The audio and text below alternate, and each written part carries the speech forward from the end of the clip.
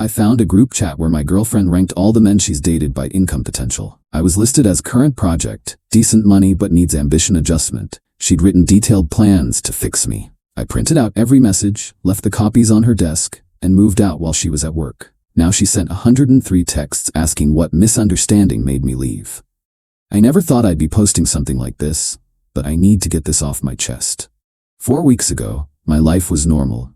Now I'm sitting in a new apartment, watching the aftermath of what my friends have dubbed the reckoning. Let me start from the beginning.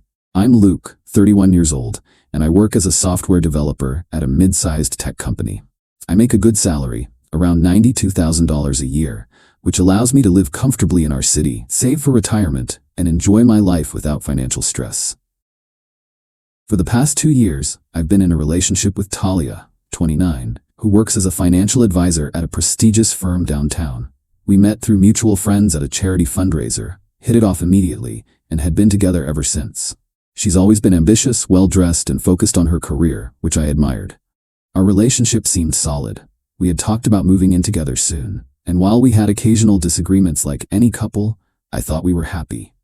I was wrong, so very wrong. The discovery happened 6 weeks ago. Talia had been complaining that her laptop was running slow. Since technology is my area of expertise, I offered to take a look at it. She handed it over one evening, telling me her password and asking me to work my magic. The issue was simple: too many startup programs, some bloatware that needed removing, and a few system optimizations. While I was finishing up, her messaging app automatically synced, and notifications began appearing on the screen. I want to be clear. I'm not someone who snoops through my partner's communications. I respect privacy in relationships, but when you see your own name pop up alongside the phrase ambition adjustment, it's hard not to look. The notification was from a group chat titled Investment Portfolios. At first, I assumed it was work-related. Talia is a financial advisor, after all. But my name shouldn't have been appearing in professional communications. Curiosity and concern got the better of me, and I clicked on the notification. What I found shattered my world. This wasn't a professional chat. It was a group conversation between Talia and 6 of her closest friends. Women I knew well, women whose boyfriends and husbands I considered friends. In this chat, they weren't discussing actual financial investments. They were discussing us, their partners, in cold, calculating terms as if we were stocks to be evaluated, improved, or traded. The chat history went back nearly 3 years. They had created and pinned actual spreadsheets ranking their current and past boyfriends by income, career potential, family wealth, physical attributes, and social connections. Each man had been assigned numerical values in different categories, with detailed notes about optimization strategies and growth potential. Talia's entry about me was comprehensive and clinical. Current project, Luke. Base income, $92K, decent but underperforming relative to skill set. Career trajectory, stable with good technical skills, but lacks ambition to pursue management or founding opportunities. Family background, middle class, parents are teachers, no significant inheritance potential. Physical assessment, 8/10, good height and fitness level, could dress better for networking events. Social value, moderately valuable connections in tech sector, needs to leverage them more effectively. Optimization plan. Phase 1, guide toward management track or entrepreneurial mindset through consistent reinforcement and strategic introductions. Timeline. Expecting significant career advancement within 18 to 24 months before considering long-term commitment. Alternative options. Marcus, startup founder, pre-seed funding, or Daniel, family real estate business, if optimization stalls. As I scrolled through months of messages, I discovered that Talia had been methodically working on me throughout our entire relationship. Every suggestion about my career, every introduction to her colleagues, every comment about my untapped potential, all of it was part of her optimization strategy.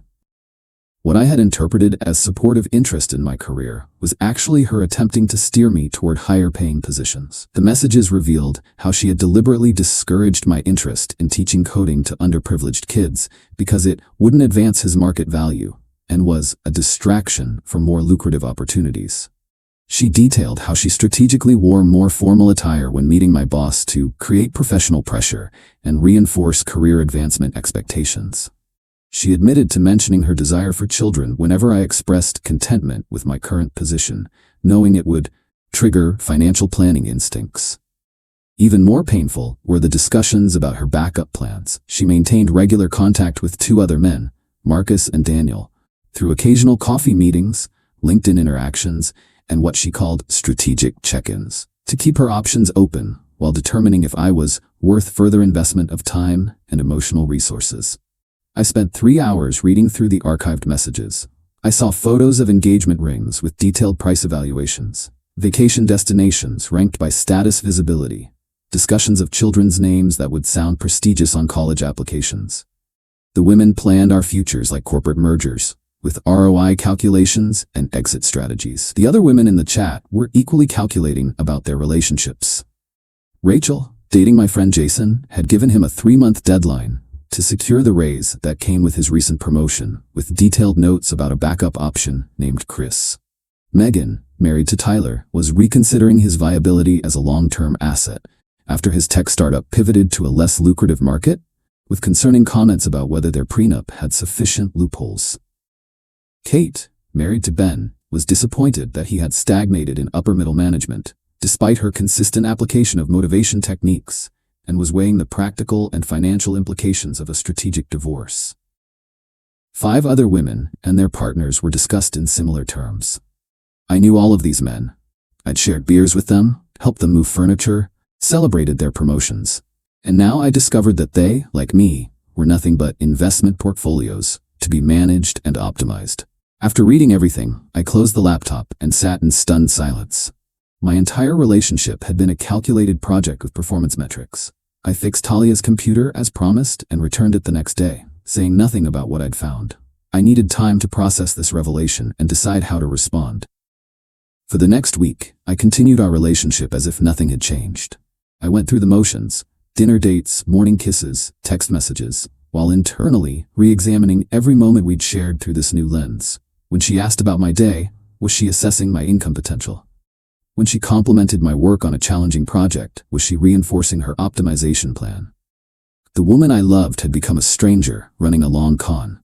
After careful consideration, I decided to contact Jason first. We met for beers at a quiet bar, where I showed him screenshots of what Rachel had written about him. He was as devastated as I was. The next day, we brought Tyler into the conversation. Then Ben. One by one, we contacted each affected friend, showing them the evidence of how their relationships had been reduced to financial and social calculations. We called ourselves the Discovery Group, 8 men total, all dating or married to women from the investment portfolios chat. None of us confronted our partners immediately.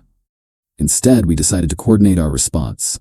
Ben, who works in event planning, had access to a downtown rooftop venue that could be reserved privately. We developed a plan to organize what the women would believe was a joint anniversary celebration for Ben and Kate.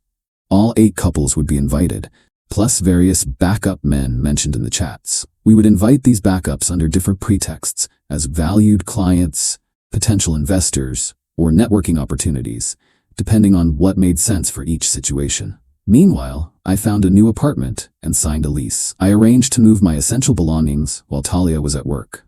On moving day, I printed out the most revealing messages from the group chat, including her detailed optimization plan for me and discussions about her backup options. I left these documents neatly stacked on her desk with a simple note that read, "Project terminated." Then I left, taking only what was unquestionably mine and leaving behind anything we had purchased together. I blocked Talia's number on my personal phone and removed her from all my social media accounts. I kept her unblocked on email solely for any necessary logistical communications about our separation. Within hours, the texts started coming to my work phone, the one number she had that couldn't be blocked due to professional requirements. The messages followed a predictable pattern. First confusion. Where are you? What's going on? Then anger. How dare you go through my private conversations? Then desperate pleading about misunderstandings and how I was overreacting to private girl talk. By midnight, I had received 103 messages that I read but did not respond to. For 2 weeks, we all maintained the illusion that everything was normal with our partners, except for me. Talia knew I had left, but not that I had told the others. We continued planning the event, which was scheduled for a Saturday evening. The invitations went out, describing it as an evening to celebrate Ben and Kate's 5th anniversary. The night of the event arrived. All 8 women attended, dressed impeccably for what they believed was an upscale anniversary party. The backup options also came, confused about why they'd been invited but flattered by the attention. Everyone noticed my absence, which Talia explained away as a work emergency he couldn't get out of. At the center of the venue, Ben had arranged a presentation area with a large central screen covered by elegant black cloth, surrounded by 8 smaller covered monitors. The setup looked like a product launch display, which made sense in our social circle of professionals and entrepreneurs. When all guests had arrived and had drinks in hand, Ben took the stage as if to make an anniversary toast. Instead, he unveiled the central screen, revealing the investment portfolio's group chat header and the main spreadsheet ranking all the men by net worth and optimization potential. "Welcome to the reckoning," Ben announced calmly. "Tonight isn't an anniversary celebration. It's a portfolio review." He then unveiled the 8 surrounding monitors, each displaying private messages specific to each couple. The room fell silent as each woman saw her own words displayed publicly, with key phrases highlighted for emphasis. Tyler stepped forward next and explained that all 8 men had discovered the group chat and had been planning this moment for weeks. He then introduced the backup men by name, explaining why they had actually been invited, and showing the specific messages where they had been discussed as alternative investment options. The women's reactions varied dramatically. Some burst into tears, claiming the messages were taken out of context. Others became furious, demanding to know how we had accessed private conversations. A few tried to reach their phones to damage control the situation, only to discover that the venue had a legal signal jammer installed, a feature normally used for confidential corporate events.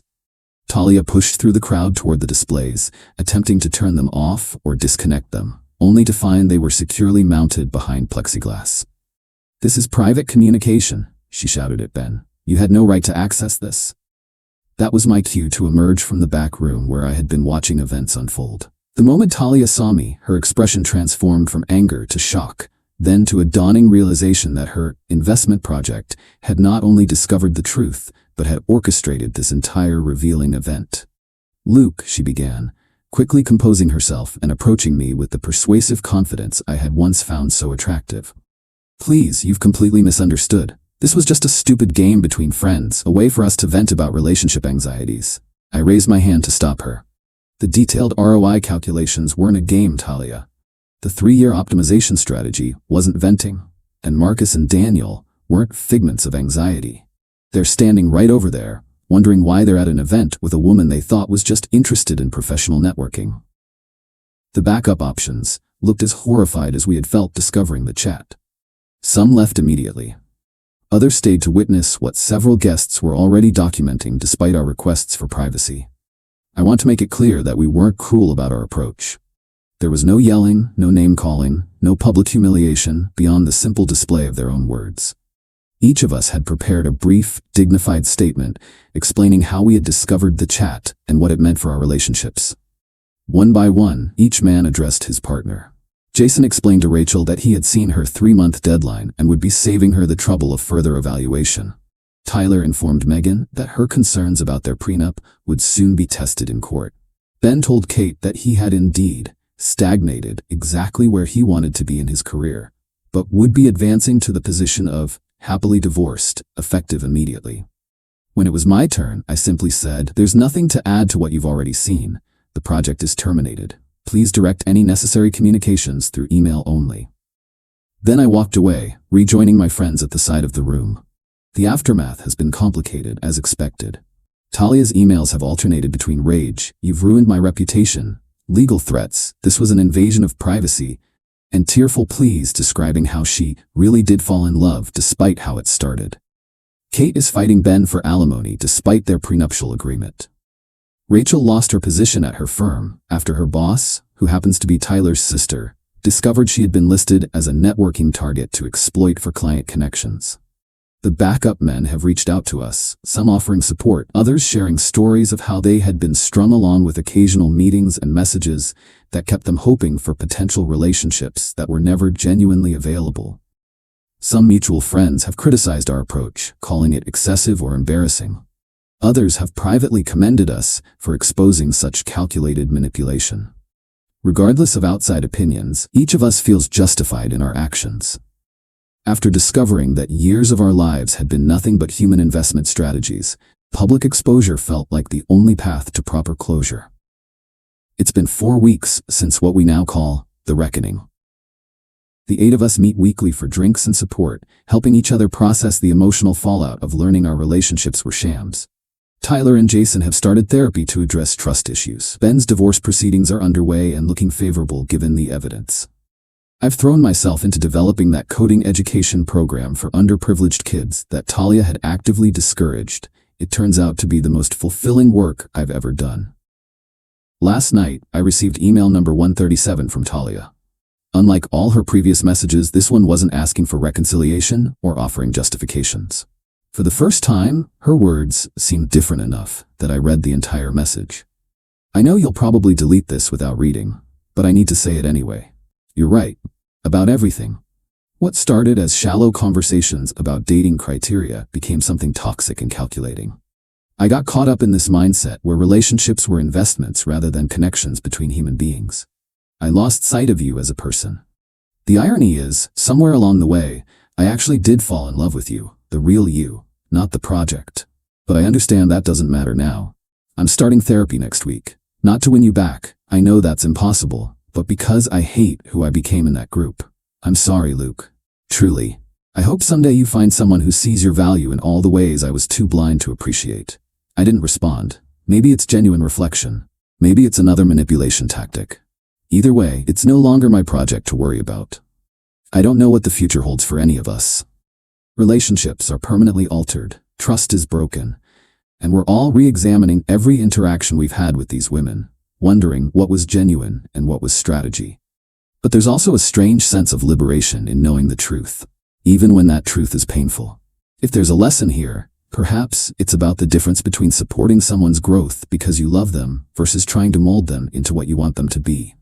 Real love isn't a project with deliverables and ROI calculations. It's accepting someone as they are while encouraging them to be their best self, not your ideal version of them. Idiot. Since many are asking, yes, we made sure no laws were broken. The venue was privately booked, the event was invitation only, and we consulted a lawyer about privacy concerns. The messages were obtained when Talia gave me permission to access her computer for repairs. No accounts were hacked. The signal jammer only affected cellular service, Wi-Fi remained functional, and is legal for private events, as long as it doesn't interfere with emergency communications. Edit 2. To clarify about the backups, these weren't random strangers we cold invited. These were men already in our extended social circles who had been specifically mentioned in the chats as alternative options. We approached them individually before the event, explaining that we had discovered something concerning involving them that would be revealed at the gathering. Most had no idea they were being evaluated as replacement partners, and were genuinely shocked by what they learned. Edit 3. For those calling this fake and I am karma farming, I understand the skepticism.